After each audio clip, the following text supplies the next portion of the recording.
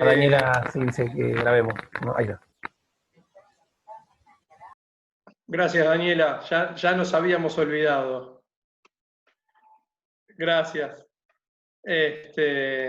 Bueno, es un tipo especial de simulación esa, la de las curvas, que se llama simulación de eventos continuos, que las vamos a ver a esa la semana que viene. Hoy vamos a dar un pantallazo general de qué es la simulación y vamos a puntualizar un poquito en simulación de eventos discretos. Y si nos da el tiempo y la neurona, al menos la mía, vamos a contar un poco uno de los programas que se usan para simular eventos discretos, que se llama Arena. Así que bueno, vamos a empezar con simulación. Yo voy a apagar mi cámara. Bueno, no, la dejo.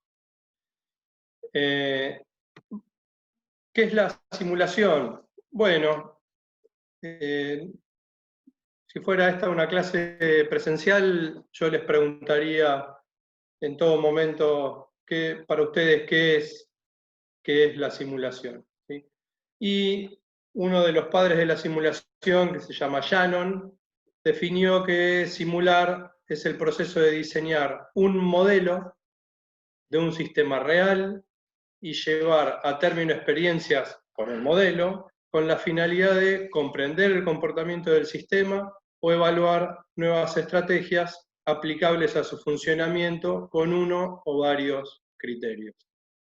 Esto empezó ya hace mucho tiempo atrás, pero tomó mucho auge en la Segunda Guerra Mundial, cuando se empezaban a pensar qué podía pasar con la bomba atómica. Entonces tenían que poder diseñar, pensar y probar cosas de manera tal que no elimine a toda la población o a todo el mundo. Imagínense si tiraban o hacían ensayos de bomba atómica sin conocer demasiado todavía, podía llegar a ser una catástrofe. Entonces empezaron a pensar de qué manera se podía simular, de qué manera se podía hacer algo parecido a lo que podría pasar, y empezaron a trabajar con eso. El ejemplo que se da, ahí von Neumann, que es otro de los próceres de la simulación, trabajaba en una habitación con pelotitas de ping-pong,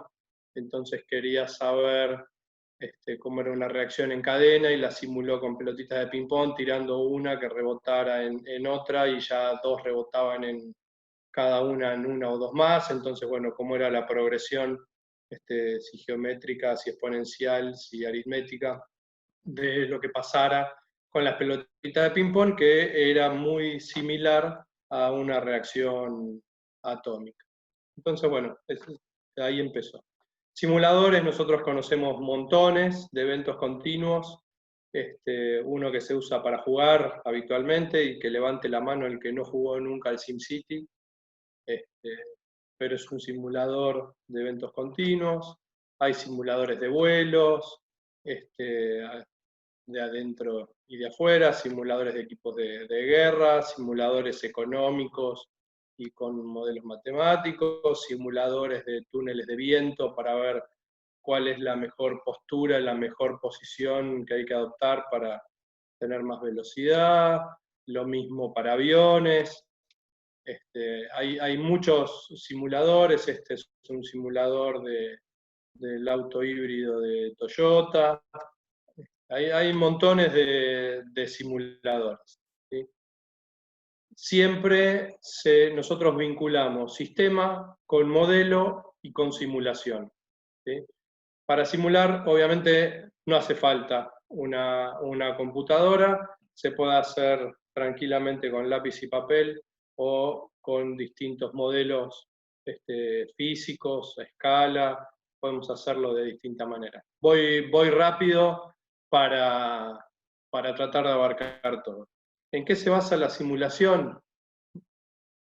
Básicamente en este teorema fundamental de sistemas, que dice que dos sistemas que tienen la misma estructura tienen el mismo comportamiento, sin duda.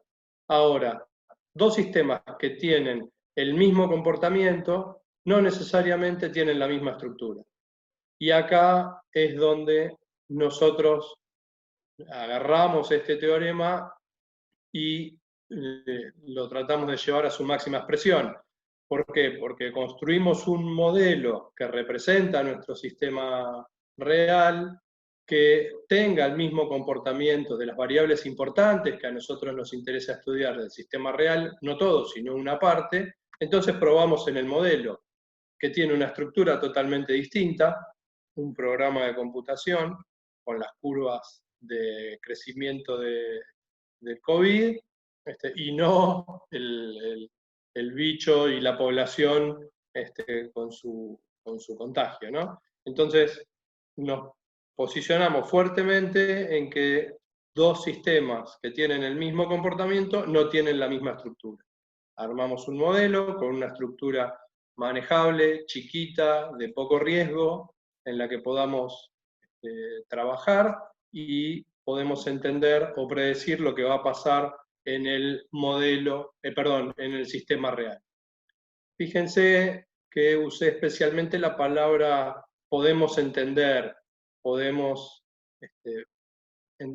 saber para el lado que va a correr, pero nunca vamos a tener el valor exacto, nunca vamos a encontrar en las soluciones que tomemos de los modelos simulados un óptimo, siempre van a ser subóptimos, siempre van a tener una probabilidad de ocurrencia, siempre van a tener un margen de error y siempre van a indicar una tendencia, nunca un número exacto.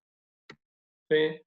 Entonces, bueno, tenemos un sistema real, construimos el modelo y ahí hacemos las experiencias para poder entender qué es lo que pasa y cómo funciona. ¿Para qué usamos normalmente los modelos en simulación? Una ayuda para la abstracción del sistema, sirve para entender la comprensión abstracta del sistema. ¿Sí? El construir el modelo obliga a organizar y evaluar los conceptos y a las ideas para tener claro qué es lo que queremos entender y simular de la realidad, poder conocer. Permite comunicar, ¿sí? Tener un buen modelo sirve para expresar mejor los conceptos y una idea. El mejor ejemplo de esto es un arquitecto que hace un plano o hace una maqueta y ahí puede mostrar claramente qué es lo que quiere, qué es lo que piensa, cómo lo armó. ¿Sí? No hizo todavía nada del edificio, solamente trabajó en el AutoCAD, pero ahí construyó y armó todo lo que necesita. ¿Sí?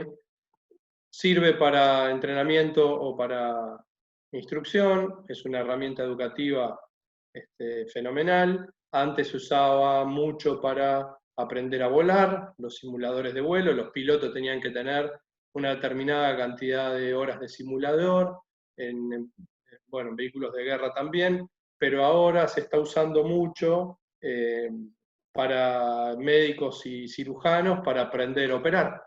En vez de, no solo estudian la técnica, sino que además hacen simulaciones de las operaciones, ¿no? Con realidad aumentada o no. Entonces aprenden a operar a través de una máquina con realidad virtual y es un simulador. Y después, bueno, modelos de naves espaciales, juegos, etc.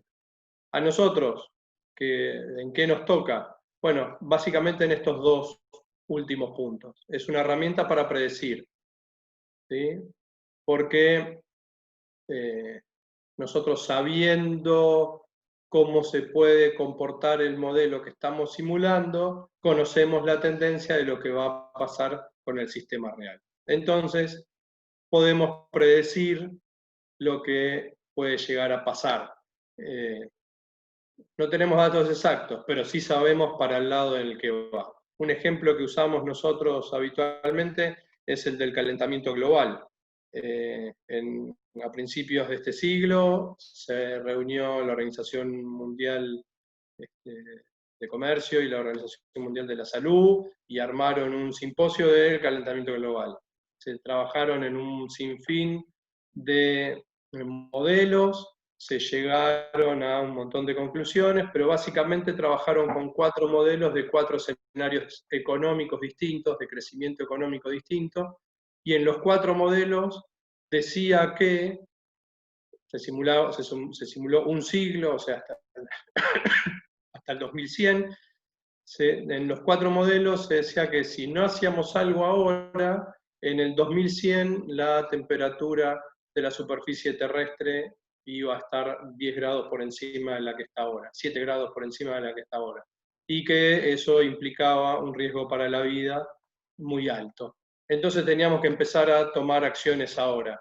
Pero estas decisiones que se estaban tomando ahora estaban basadas en modelos. No sabemos lo que va a pasar. Y sabemos que posiblemente si no hacemos nada, dentro de 100 años la temperatura terrestre aumente. Y algunos decían 2 grados, otros decían 12, otros decían 15. En promedio son esos 7. Entonces nos permite predecir que si no cambiamos lo que estamos haciendo ahora, dentro de 100 años la temperatura va a ser mayor. Por eso se están tomando acciones ahora, aunque no todos los gobiernos y no todos los países, pero sí gran parte. Y después, la última, ayuda a experimentar. ¿Sí? Los modelos permiten hacer experimentos controlados en los sistemas. De otra manera podrían ser peligrosos o con un costo muy alto. Si yo quiero probar un avión, y primero lo voy a diseñar, voy a trabajar, voy a hacer modelos a escala, lo voy a llevar a túneles de viento, y cuando esté convencido y todos los ensayos hayan dado bien, voy a construir un prototipo a escala real, lo voy a probar, vamos a que pase todas las pruebas que tiene que pasar, y después recién construimos el general, ¿no? En la industria pasa lo mismo. Por lo general uno trabaja con un prototipo, trabaja con un modelo de laboratorio, lo analiza, lo piensa, lo elabora, y después recién, cuando dio todo bien, hace el cambio de escala para llegar al modelo final. Bueno, eso es siempre trabajar con modelos y simular. Básicamente hay 2 propósitos: describir, que es para explicar o entender qué es lo que pasa en el sistema, y los prescriptivos, que es para predecir o tratar de duplicar el comportamiento del sistema que estamos estudiando. Básicamente hay 2 etapas: identificar claramente el problema y después poner los límites al sistema, y dentro de poner los límites está toda la construcción del simulador. Vamos a entrar derecho en la simulación de eventos discretos o de sucesos discretos. Recuerden que habíamos dicho que había 2 grandes grupos: los sucesos discretos y los sucesos continuos. Ahora nos vamos a meter de lleno con los sucesos discretos. Antes de eso, ¿hay alguna consulta, alguna duda? Párenme, a mí este tema particularmente me entusiasma, entonces me pongo a hablar y me olvido. Así que no duden en parar o en preguntar. Hasta ahora, ¿alguna duda, alguna consulta?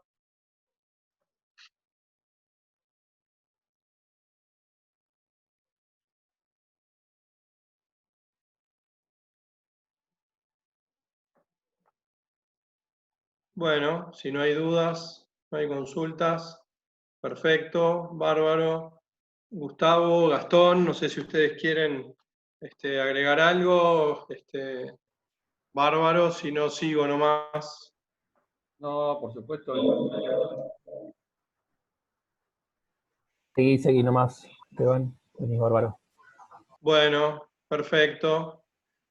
Bueno, una primer diferencia entre los sucesos discretos y los eventos continuos es que los sistemas continuos o los eventos continuos normalmente se pueden representar con ecuaciones diferenciales.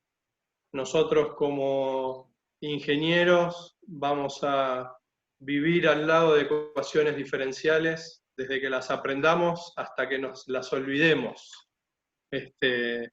vamos a usar permanentemente, con mayor o menor precisión desde el tratamiento matemático que le demos, pero siempre vamos a estar pensando qué pasa cuando varía algo en función del tiempo, cuando varía algo en función de la temperatura, qué es lo que está pasando con eso. Entonces, siempre que presentemos ecuaciones diferenciales, vamos a estar hablando de eventos continuos, de simulación de eventos continuos. Para nosotros, la simulación más importante de eventos continuos es en el tiempo, ¿sí? Que queremos ver lo que pasa con la evolución del sistema en el tiempo. En cambio, los eventos discretos cambian en todo momento, cambian en instantes determinados. El caso que nosotros ya vimos y que cuando charlamos sobre esto, Gustavo dijo que cuando un sistema de colas es explosivo, en realidad no lo podemos resolver por fórmulas ni por aproximaciones, lo tenemos que resolver por simulación, ¿sí? Bueno, todos los sistemas de colas son sistemas de eventos discretos, o sea que llega una entidad, llega un cliente a la cola, espera ser atendido y después de que es atendido sale de ese proceso y puede entrar en un proceso nuevo o irse totalmente del sistema. Nosotros vimos hasta ahora casos muy, muy sencillos, pero hay casos que son mucho más complicados y que uno entra al sistema, hace una primer cola, después va a un segundo, hace una segunda cola, y así 3, 4, 5, si ustedes piensan la materia prima o lo que estemos procesando, desde que llega a nuestra planta hasta que sale, podemos tranquilamente armar 4 o 5 líneas de espera y en función de eso diseñar la planta. O trabajar con la planta o ver cómo funciona. Entonces, los eventos discretos, por lo general colas, toda la teoría de colas, se usa como base para la simulación de eventos discretos. Hay un programa que vamos a tratar de presentar hoy, que se llama ARENA, que es reconocido mundialmente porque la arquitectura con la que está construido y como está hecho, no dejan dudas de que la herramienta funciona bien. O sea, que uno usando ARENA sabe que el proceso el método de simulación es correcto. Y los datos que brinda, las soluciones que propone, son soluciones para empezar a pensar en la solución y no discutir si la herramienta que se usó es correcta o no. Entonces, ARENA es fundamental como herramienta reconocida mundialmente, para eventos discretos. Para eventos continuos, el programa que se usa, hay muchos, pero el que usamos nosotros, para eventos discretos también hay muchos, pero para eventos continuos el que usamos nosotros es Vensim, lo vamos a estar viendo seguramente la semana que viene, va a contar algo Gustavo acerca de Vensim. ¿Cuáles son las cosas más importantes en la simulación de sucesos discretos? Primero que cada vez que nosotros generamos un evento estamos empezando a simular. Y que quien define el tiempo de simulación es quien está armando justamente la simulación y el proceso y el método, ¿sí? Ahí es importante definirlo y uno lo define y ya está. Y se puede contar la cantidad de veces, hay que contar la cantidad de veces que se producen los sucesos que estamos queriendo evaluar y el estado que describe el sistema en cada uno de los instantes, con lo cual se conoce el estado en cada instante t y ahí podemos predecir o entender el futuro. En realidad nosotros cuando generamos un suceso le estamos diciendo al sistema cambiamos de este ciclo de tiempo. El tiempo está en la generación de cada suceso. Hay muchos ejemplos de esto, pero después vamos a ver un caso real, un ejemplo real que nos tocó en una empresa y que es bastante lindo, así que ahí lo vamos a ver bien cómo es el tema de generar cada ciclo. ¿Cómo es la metodología de simulación? Bueno, primero construir el modelo. Nosotros tuvimos un par de clases y unos cuantos ejercicios de construcciones de modelo. Para nosotros los modelos que usamos siempre son todos matemáticos, ¿sí? Y trabajamos especialmente con programación lineal para la construcción de los modelos, pero no difieren demasiado los modelos de simulación de los de programación lineal. Lo que difiere es en la certeza de la información con la que contamos, ¿no? Así que primero construimos el modelo. Después, ese es el primer paso, el paso 0. El paso 1, a partir de un generador de números aleatorios, obtenemos observaciones o datos.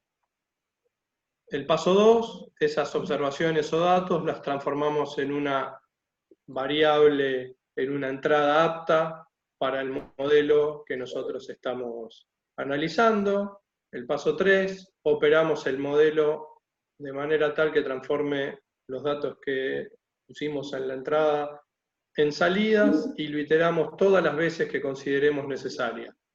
¿Cuántas veces? Todas las que consideremos necesarias.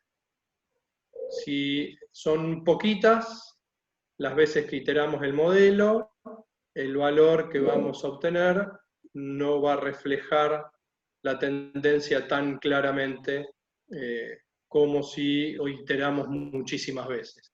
Ahora, si iteramos muchas veces, vamos a necesitar mucho más tiempo y equipamiento que lo permita hacer. Entonces, normalmente estamos en el medio como para que no cueste tanto ni en tiempo ni en recursos y que el dato que nos da sea más valioso. Y el último paso, el paso 4, es realizar la contabilidad de todas las salidas y poder tener una estadística para describir el comportamiento y entonces poder brindar información para tomar la decisión. Esta metodología de simulación es siempre así y funciona muy bien. Nosotros a esta parte, a esta etapa, que es transformar la entrada en datos aptos para el modelo, se llama método de Monte Carlo. Básicamente Monte Carlo porque uno de los generadores de números aleatorios más conocidos que hay es la ruleta, que genera, si no está tocada la ruleta y funciona todo perfecto como debiera funcionar, todos los números del 0 al 36 tienen la misma probabilidad de salir en la ruleta. Entonces ese es un buen generador de números aleatorios que tienen siempre una distribución de probabilidad uniforme. Eso es que justamente todos tienen la misma probabilidad de salir. Ahora, si nosotros conocemos que el proceso de entrada en una cola tiene una distribución de probabilidad exponencial, necesitamos transformar ese dato aleatorio con distribución de probabilidad uniforme en un dato que sirva para el modelo que tiene una distribución de probabilidad exponencial. Bueno, esa transformación de uniforme a exponencial es el método de Monte Carlo. De uniforme a normal es el método de Monte Carlo. De uniforme a uniforme es el método de Monte Carlo. Aunque no transformemos nada, se lo considera el método de Monte Carlo también. ¿Sí? Seguimos. Bueno, algo muy poquitito de la generación de números aleatorios, algo dijimos la vez pasada. Voy a ir rápido. Todas las máquinas tienen un generador de números aleatorios que se surgen a partir de un dato inicial que llamamos semilla, y con esa semilla opera una fórmula matemática que describe un número muy largo y a partir de ese número con muchos decimales se van tomando partes de esa serie de números y se seleccionan parte de esa serie de números, y ahí tenemos los números aleatorios. Todas las máquinas tienen, o todos los programas tienen, un generador de números aleatorios que es conocido. Lo que no se conoce es la semilla, porque muchas de las máquinas usan ruidos electrónicos, o el tiempo de que se prendió la computadora, tiempo de que se prendió la hoja de cálculo, tiempo que se prendió el monitor, ruido de interferencia en el monitor. Toman un dato de esos y esa es la semilla para empezar a calcular. La ventaja que tiene usar una semilla de esas características es que todas las simulaciones van a ser diferentes. Y la desventaja que tiene usar ese tipo de semilla es que todas las simulaciones van a ser diferentes. Ahora, todo depende para lo que uno lo use. Si yo lo uso, o nosotros lo usamos en un ejemplo didáctico, y lo que queremos es estar seguros que el modelo funciona bien, siempre voy a poner la misma semilla, porque entonces la generación de números aleatorios va a ser siempre la misma, entonces todas las diferencias o los errores van a estar en el modelo que construimos, ¿sí? Una vez que sabemos que está bien, podemos poner que la semilla sea aleatoria y vamos a correr el modelo sin ningún tipo de problema. Los números aleatorios se usan mucho en criptografía, por eso apareció por ahí la máquina Enigma, y el tema es que si nosotros queremos hacer cuestiones de seguridad criptográfica con los generadores de números aleatorios que tenemos en las computadoras que usamos habitualmente, vamos a meter la pata, porque no son tan seguros. ¿Qué quiere decir que sea seguro? Que alguien puede saber el número aleatorio con el que vos estás trabajando. Entonces, cuanto más seguro es, menos posibilidad de que alguien lo pueda saber. Cuanto menos seguro es, más probabilidad de que otra persona pueda conocer con qué número aleatorio estás trabajando, y por lo tanto encriptando o escondiendo cosas atrás de una clave. ¿Sí? Seguimos.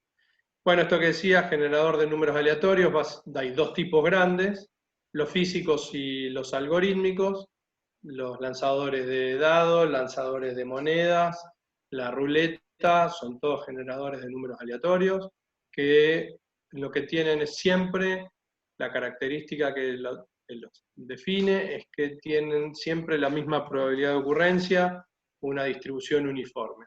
Y los algorítmicos generan una serie finita de números a partir de los que nosotros armamos la secuencia que queremos, que eso se llama bajadura, no importa. De vuelta, ¿sí? La distribución de probabilidades uniforme. Vamos a seguir. En Arena se genera, bueno, el generador es este que está acá, ¿sí? El MRG32K3A, no tiene sentido profundizar.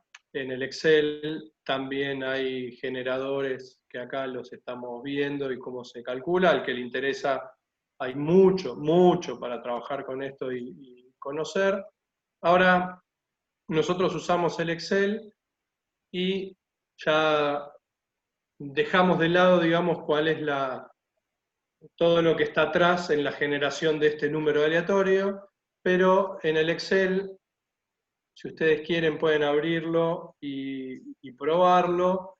La primera función que tenemos para poder generar un número aleatorio es esta, que está descrita acá, que es aleatorio, paréntesis, paréntesis, y genera un número aleatorio entre 0 y 1,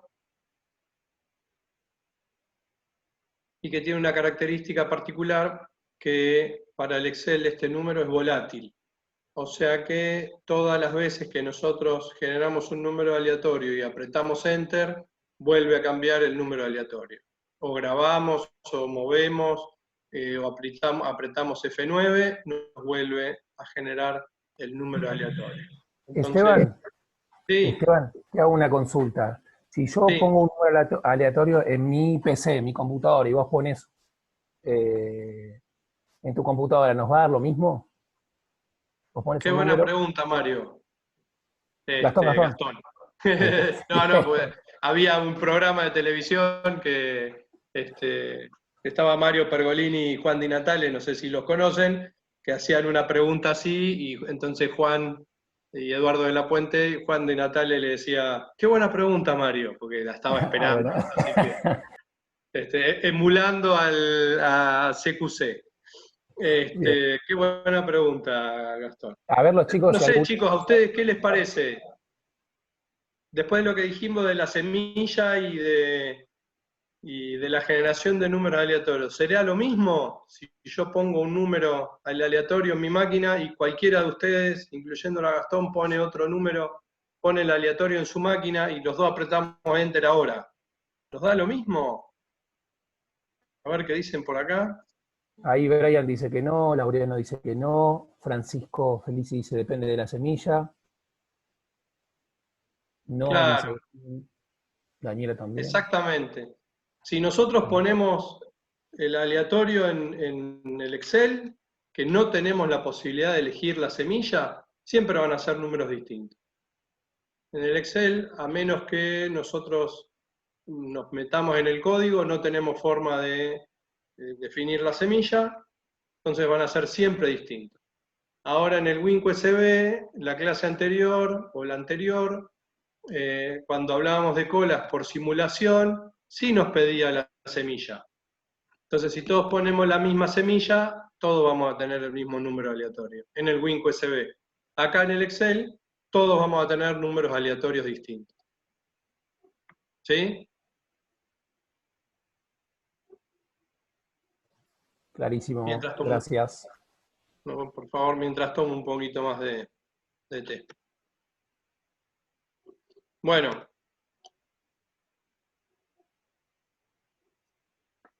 ¿Qué pasa con qué propiedades tiene este aleatorio? Sin duda, distribución uniforme, es un número entre 0 y 1.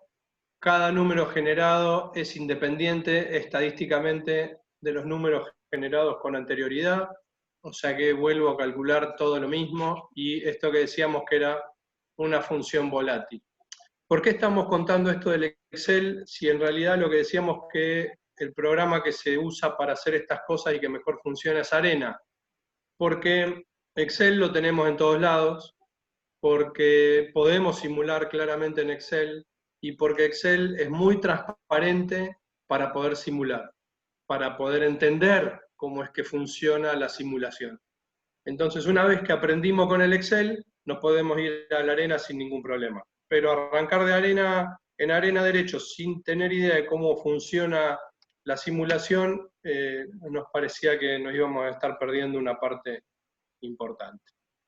Entonces, por eso arrancamos con el Excel. Ahora, hay otra variante del aleatorio, que es el aleatorio entre, donde nosotros le podemos decir al Excel que nos dé un número aleatorio entre dos números. Tiene algunas características similares que al aleatorio, ¿sí? Por ejemplo, que sigue manteniendo la distribución uniforme y que sigue siendo volátil, pero la gran diferencia es que nos da números entre los valores que especificamos y que son números enteros. Es un aleatorio entero. ¿Sí? Y después, bueno, hay una forma de construir que nosotros ponemos cuál es el límite inferior que queremos, cuál es el límite superior que queremos, calculamos con el aleatorio entre y nos va a dar un número entre 10 y 20, y otra manera es poner un número, digamos, generar un aleatorio común y multiplicarlo por la amplitud del intervalo que estamos queriendo evaluar, y eso sumarle al límite inferior. Entonces, en este caso, el límite inferior es 10, la amplitud del intervalo es 20 menos 10 es 10, por el aleatorio que se generó en ese momento, que era 0, 20, 62, 56, 06, me lo aprendí de memoria, lo multiplicamos por 10, se lo sumamos al límite inferior y nos da esta. Esta es a veces nos permite construir más fácil el aleatorio, pero son maneras de usar. Y así. Bueno, este es un ejemplo rapidón que no vamos a mirar ahora de Excel, vamos a ir derechito a el caso que vimos en la empresa, que es este.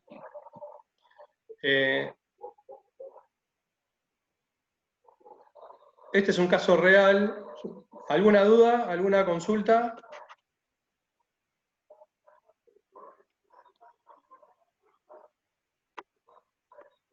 ¿No? Bueno, vamos a un caso que se ejemplifica rápido y bien el tema de la simulación. Esta es una empresa que vamos a inventarle el nombre, que se llama Rocra, y en esta empresa nos pidieron que analicemos cuán rentable podía ser la comercialización de una nueva línea de productos, sabiendo que había muchas incertidumbres asociadas con el tamaño del mercado, con los gastos, con los ingresos, y pretendíamos hacer una perspectiva del negocio a largo plazo utilizando el método de Monte Carlo. Primero que hicimos, pensar en nuestro modelo matemático, y como somos súper inteligentes, dijimos, vamos a usar un modelo complicadísimo. Queremos evaluar los beneficios, vamos a pensar en que los beneficios son iguales a la plata que entra a la caja menos la plata que sale de la caja, a los ingresos menos los gastos. Nos matamos pensando.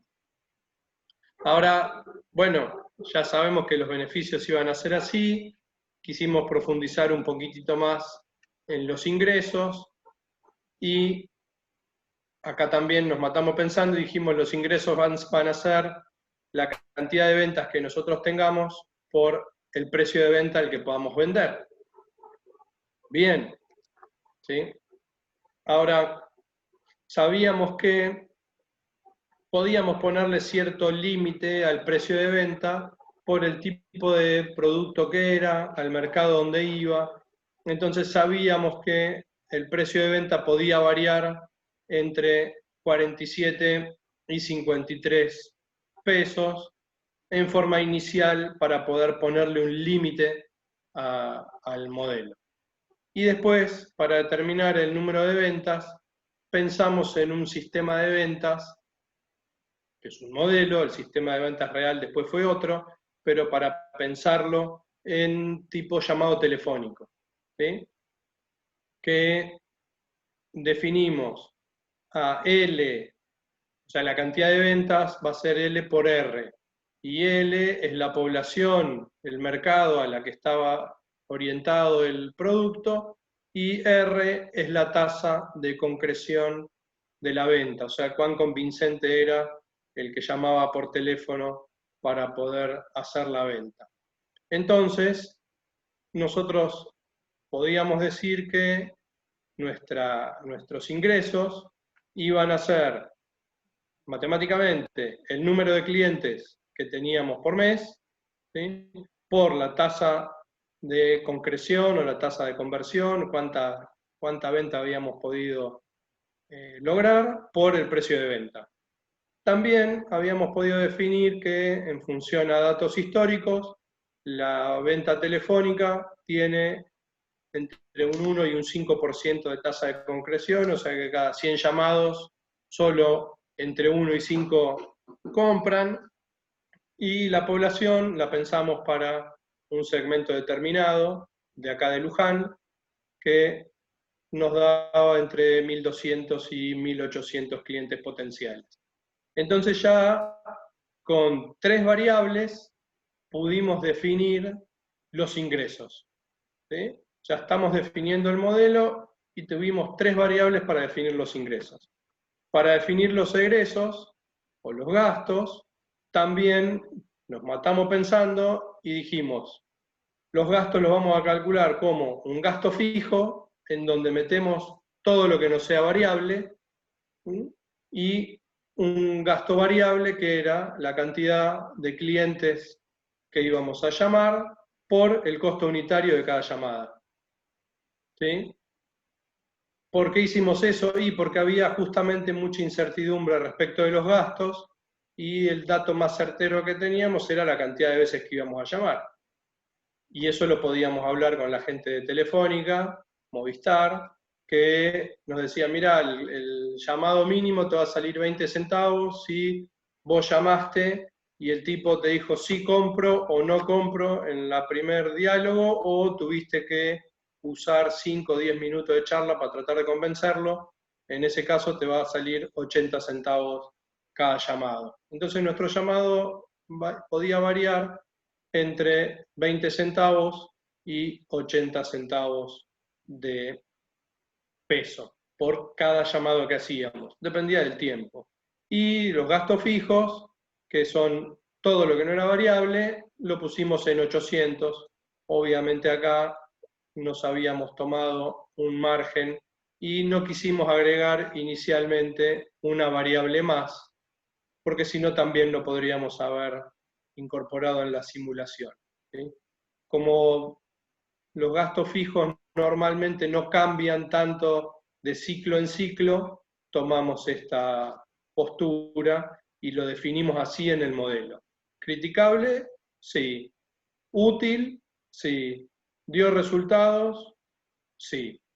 Entonces, pasando en limpio, nosotros tenemos que nuestro beneficio, pasando en limpio nuestro modelo, nuestro beneficio era los ingresos menos los gastos, ¿sí? Y los ingresos eran la cantidad que vendíamos por el precio de venta y los gastos eran los gastos fijos más los gastos variables, y transformado en todas las variables que lo pudimos definir, era la cantidad de clientes, la tasa de conversión, el precio de venta para los ingresos, y para los egresos los gastos fijos, los mismos clientes que teníamos antes y el costo del llamado. Entonces teníamos 1, 2, 3, 4 variables, L ya lo había contado, y H, si lo considerábamos o no, nosotros dijimos que no. Entonces, con 4 variables, ¿sí? Ya teníamos definido todo nuestro modelo y podíamos armar la simulación. Esto nos llevó un ratito de trabajo a todo el grupo, ¿sí? Entonces,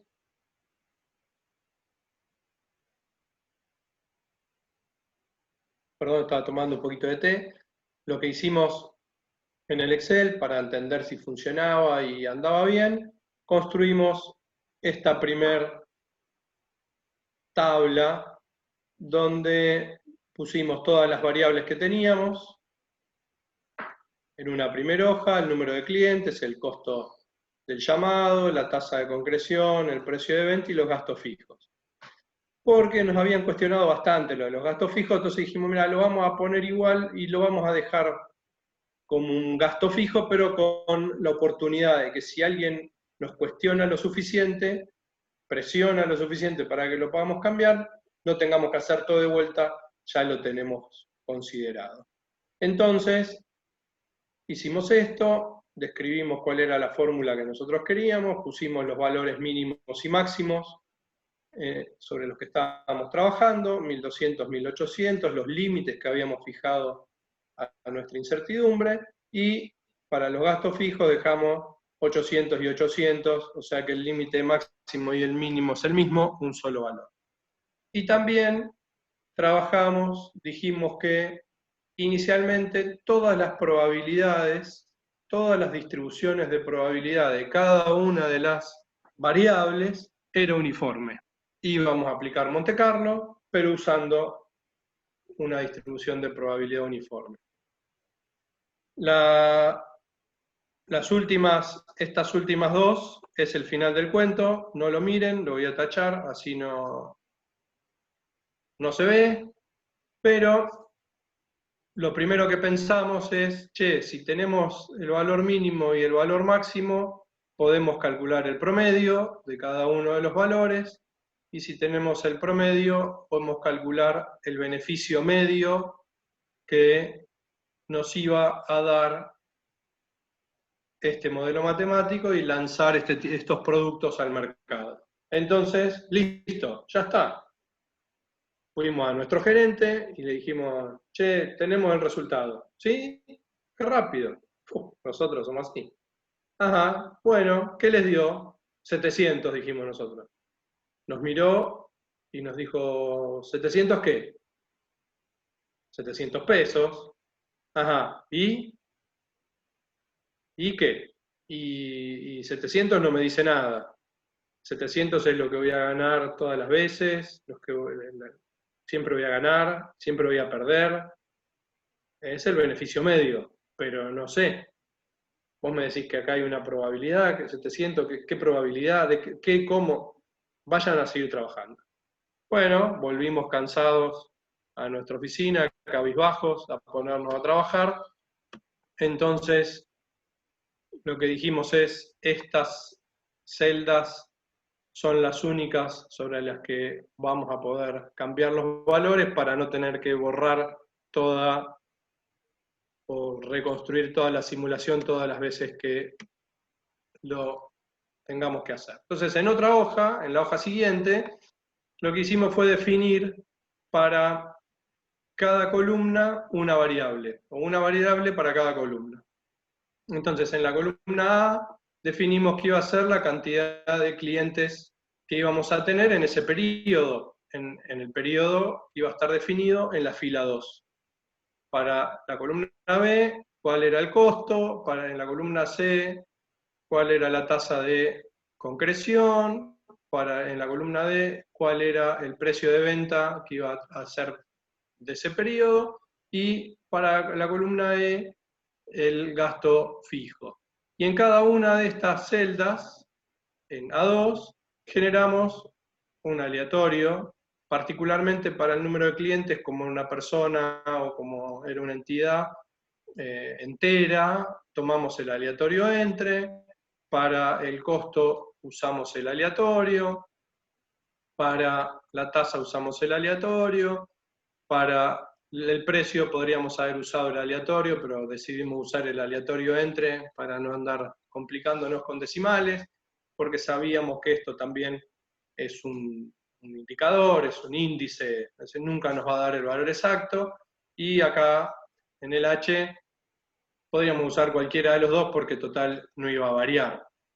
Y fíjense que en todos lados referimos a la tablita que habíamos puesto en la hoja anterior, en la hoja 1. ¿Por qué? Y porque si cambiamos los valores, los cambiamos de la hoja 1 y ya los toma directamente acá. Y después lo que hicimos fue calcular el beneficio para este periodo, que recuerden que era ingresos menos egresos, los ingresos, la cantidad de clientes, por la tasa de concreción, por el precio de venta, menos los costos fijos, menos la cantidad de clientes por el costo de cada llamado. Entonces, en este periodo,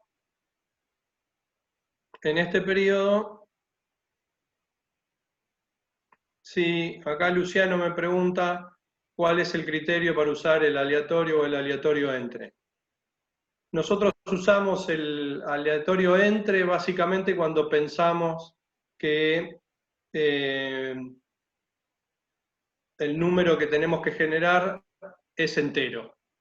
Porque acá el aleatorio entre genera números enteros. Entonces, tomamos el número Si es un número entero el que necesitamos, usamos el aleatorio entre. Si es un número decimal, necesitamos sí o sí usar el aleatorio. Para tener un número entero también podemos usar el aleatorio y hacer alguna operación para que solo tome alguna, la parte entera, ¿no? También lo podemos hacer, pero si ya el Excel lo provee, tomamos directamente eso. ¿Quedó claro por qué uno y otro? Perfecto. Bueno, bárbaro. Entonces, este primer ejercicio, nosotros decíamos que nos dio 691,69. Bastante parecido a los 700 que nos daba en promedio. Quiere decir que el modelo estaba funcionando bastante bien. Ahora, bueno, acá están todas las fórmulas de cada una de las columnas, ¿no? Esto igual está subido a la plataforma para que lo puedan ver y lo puedan tomar y usarlo de base. ¿Sí? Ahora dijimos, vamos a irnos a 50.000 muestras, a 5.000 muestras. 5.000 renglones, o sea, de la fila 2 a la 5.002, para que cada periodo sea una fila. Entonces nosotros estamos evaluando 5.000 periodos, 5.000 muestras.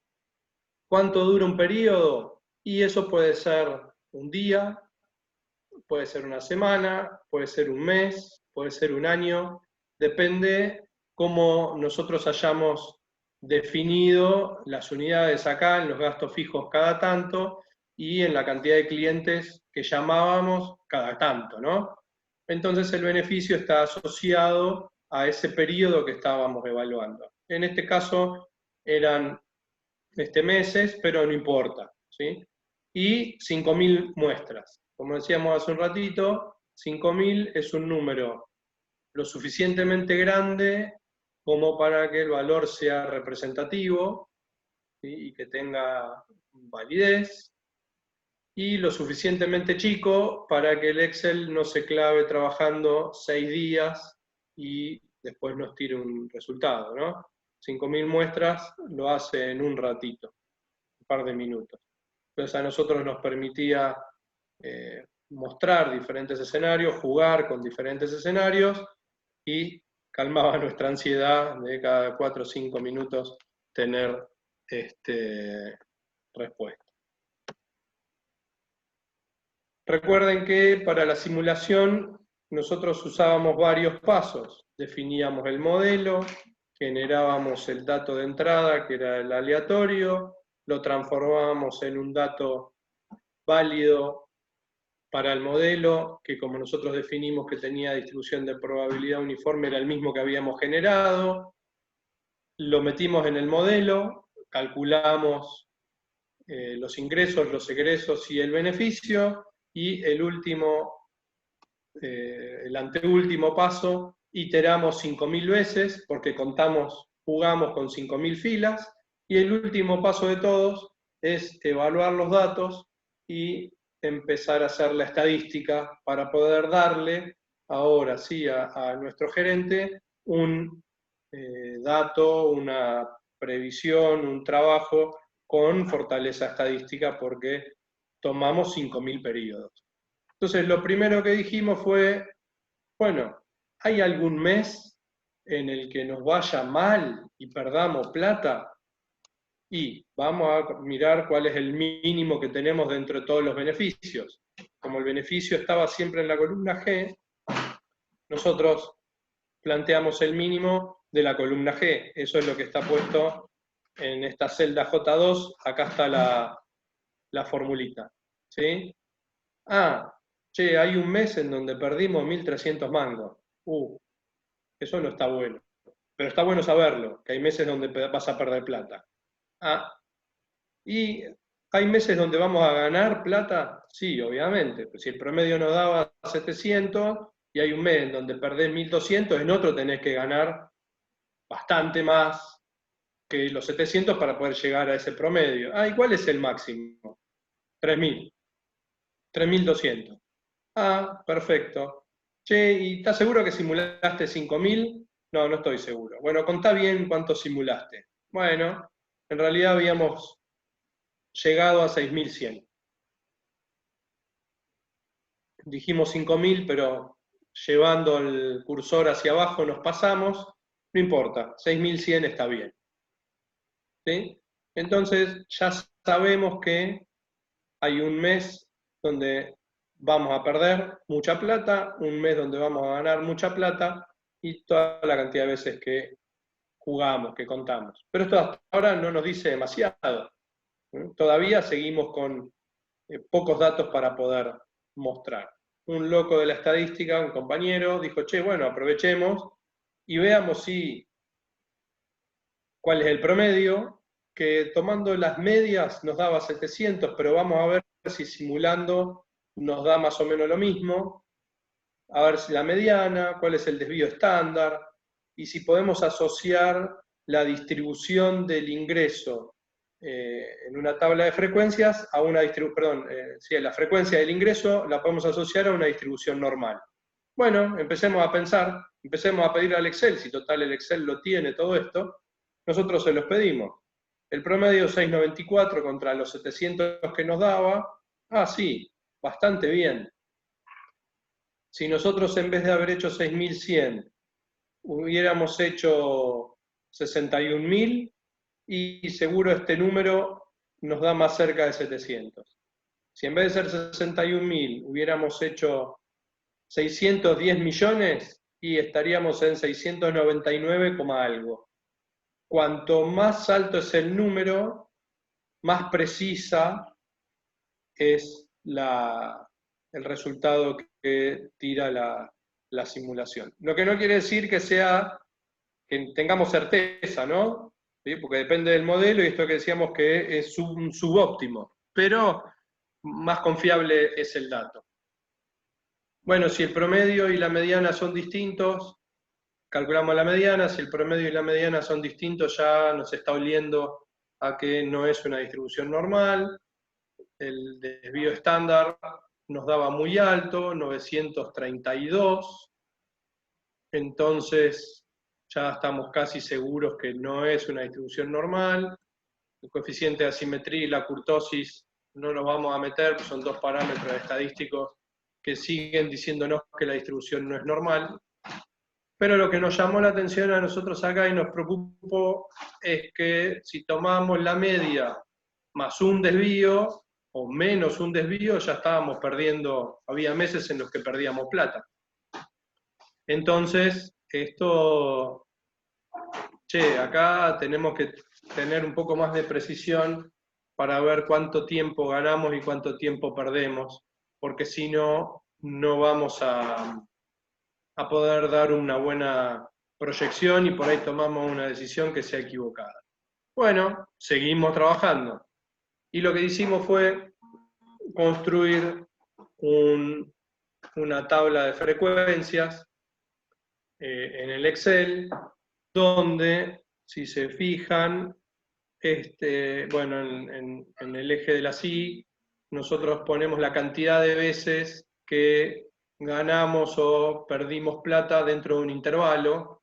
Por ejemplo, en este intervalo, nosotros hubo 20 meses que perdimos más de 1.121 pesos, menos de 1.354. ¿Sí? O sea, fuimos contando la cantidad de veces que teníamos esta ganancia o esta pérdida dependiendo del lado donde estábamos. Y cuando graficamos, sí nos damos cuenta que no es una distribución normal, ¿sí? Porque el gráfico de frecuencia de una distribución normal debiera ser una cosa así, bien dibujada, ¿sí? No es este el caso, pero claramente, por más que esté mal dibujada, claramente esto no es una distribución normal, con el pico en donde sea, ¿no? Pero claramente no es. Pero esto ya nos está dando un dato interesante, porque yo puedo asociar la superficie que está debajo de la curva a la probabilidad de ocurrencia. ¿sí? Entonces, si yo digo más o menos, voy a borrar esto. Si yo digo más o menos que la cantidad, la superficie que tengo debajo de la curva de este lado, que son los que están, voy a tratar de dibujarlo un poquito mejor, de acá para allá, que son los que están por debajo de 0, esta es más o menos la probabilidad que tengo de perder plata. Y si hago la superficie debajo de la curva de este lado, de los que son todos valores positivos, puedo tener más o menos la probabilidad de ocurrencia de ganar plata. Puedo dividir esta frecuencia en dos, en perder plata o en ganar plata. Esto ya me gusta más, porque cuando vamos a hablar con nuestro gerente le vamos a poder ofrecer un dato de probabilidad, que eso está bueno. ¿Sí? Bueno, acá se explica cómo crear el histograma en el Excel. Este grafiquito es igual que el que estábamos viendo recién, pero pusimos bien marcado el 0.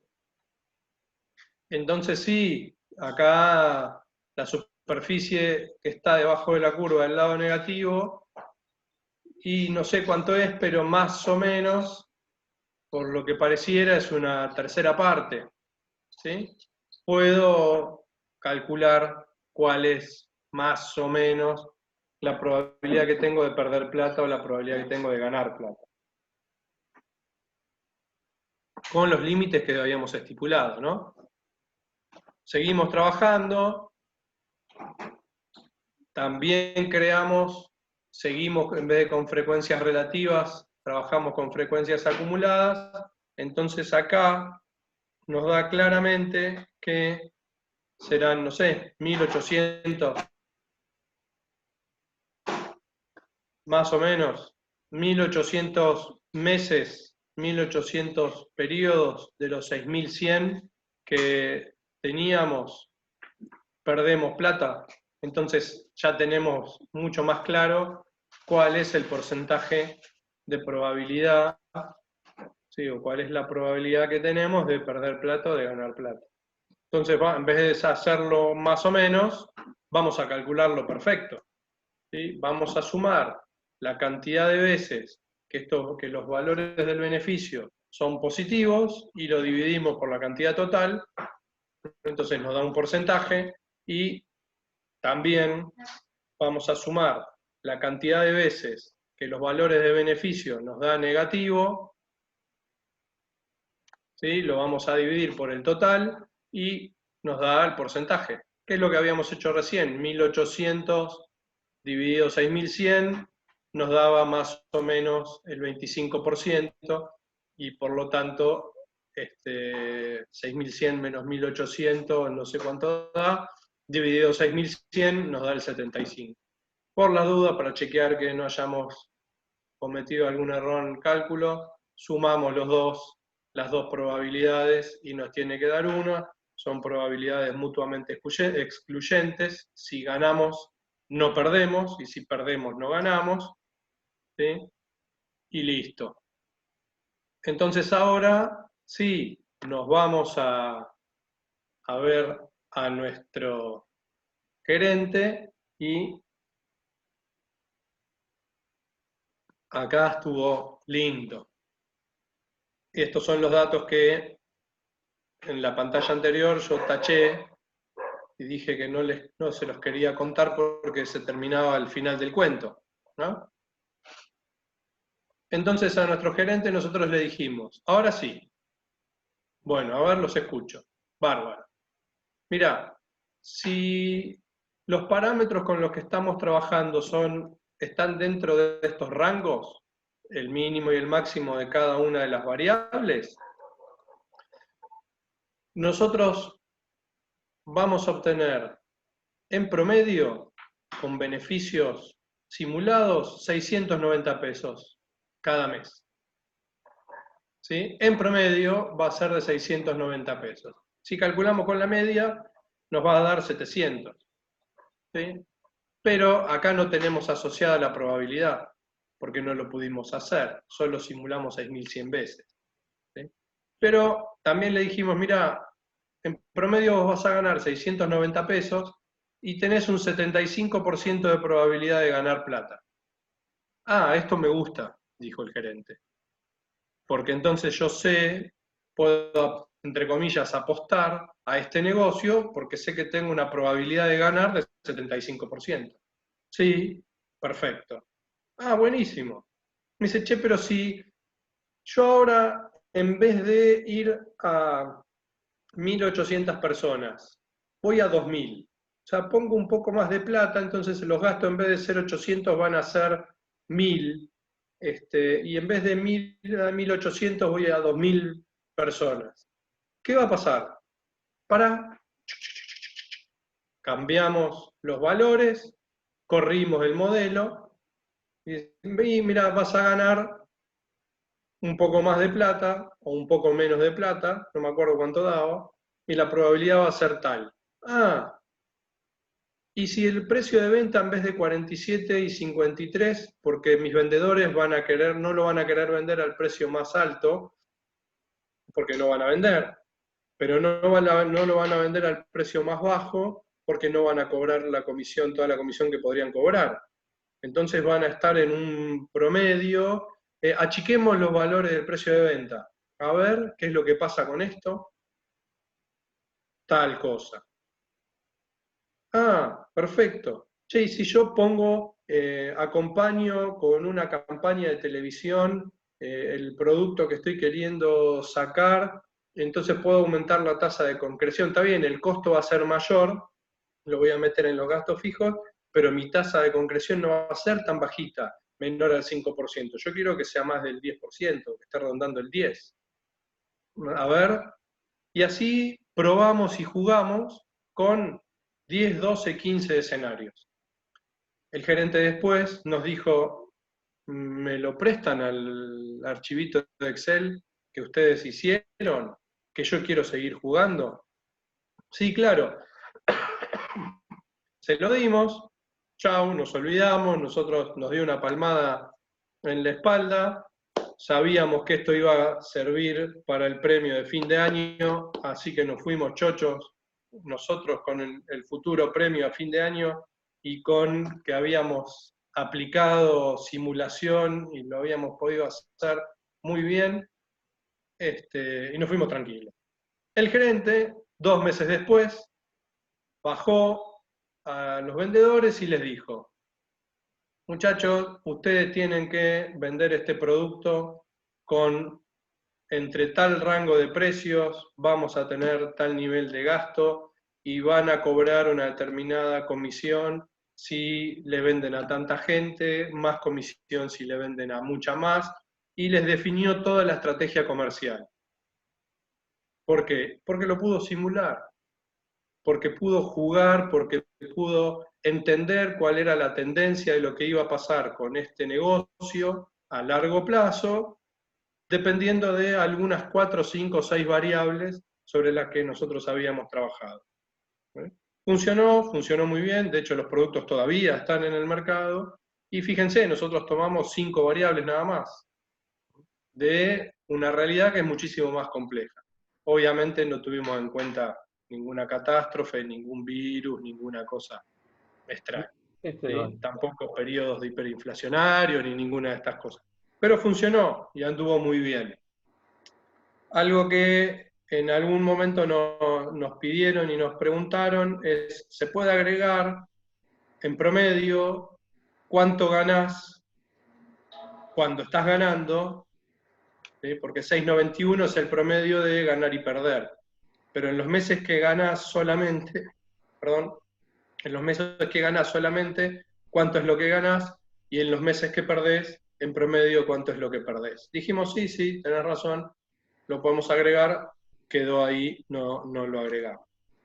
¿Se dan cuenta cómo pudimos usar el Excel para simular, para aprender a simular y a trabajar, y cómo se usa o cómo usamos nosotros este modelo? porque es un modelo matemático en computadora que representa parte de una realidad, que era una realidad comercial de una empresa, y pudimos establecer la tendencia y para qué lado podía ir el mercado, ¿no? Y a partir de eso, decir, no podés bajar de tantos clientes, no podés bajar de tal precio, no podés subir de tal costo, porque si subís de tal costo, deja de ser negocio y tendríamos que cambiar o de ir hacia otro lado. Entonces, marca una tendencia, marca hacia qué lado podemos ir, no nos va a decir exactamente lo que nos va a pasar mes a mes, pero sí una tendencia clara de cómo funciona.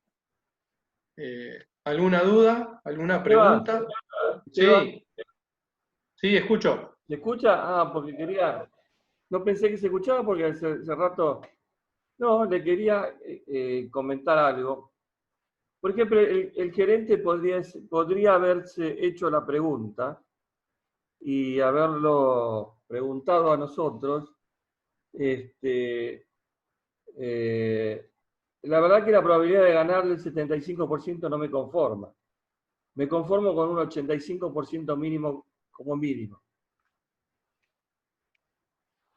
Entonces, claro, este modelo hecho en Excel es muy rico, es muy interesante, pero muchas veces carece de las herramientas necesarias para efectuar algo que se llamaría análisis de sensibilidad del modelo y ubicar cuáles son aquellas variables que impactan sobre, por ejemplo, la probabilidad de ganar.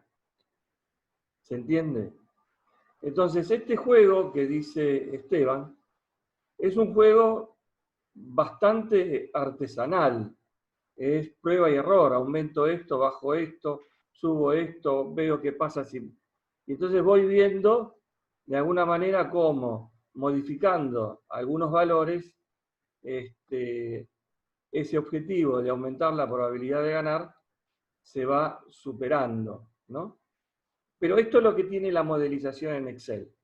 Tiene, digamos, una riqueza intelectual y muy grande en el sentido de que yo puedo hacer cualquier cosa en Excel, pero a veces los modelos que requieren contestar algunas preguntas, como por ejemplo la que acabo de hacer, hay que construirlos, programarlos, y ya se complica. Ya hay que hacer una macro, hay que hacer una, digamos, una programación algo más compleja para empezar a jugar ordenadamente y no alocadamente tirando tiros al aire. Bueno, eso, como ustedes saben, y ya lo vienen viendo a lo largo de toda la cursada, se llama análisis de sensibilidad. Entonces, si yo pregunto, ¿qué debería ser para que la probabilidad de ganar sea como mínimo 85%? Ustedes ahora tendrían que probar distintas maneras hasta que este numerito, que dice ser 75 o 0,75, llegue a 0,85, que es el objetivo que se propone el directorio, que se propuso, digamos, la gerencia comercial, ¿no? No sé si quedó claro. ¿Querés agregar algo, Esteban? No, perfecto.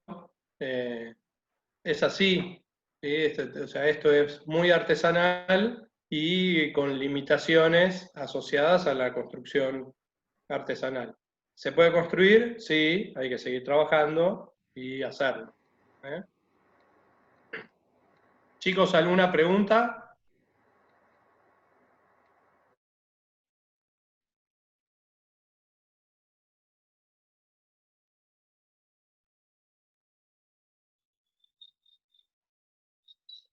¿Alguna duda de la construcción del modelo, no tanto del caso, pero sí de cómo fuimos construyéndolo, de todos los pasos que usamos para simular.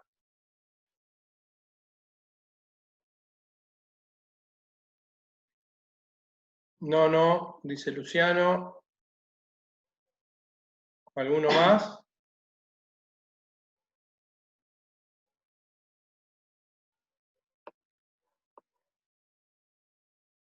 No, perfecto. Bueno, me alegro porque en un caso solo mostramos, digamos, todo el proceso de la simulación, desde la construcción del modelo, la generación del número aleatorio, la transformación de Monte Carlo, la iteración y la estadística final para la toma de decisiones. ¿Vas a hacer un intervalo ahora? Sí, podemos hacer un intervalo chiquito, Sí, así no. preparo lo de arena Dale. y lo mostramos. Exacto.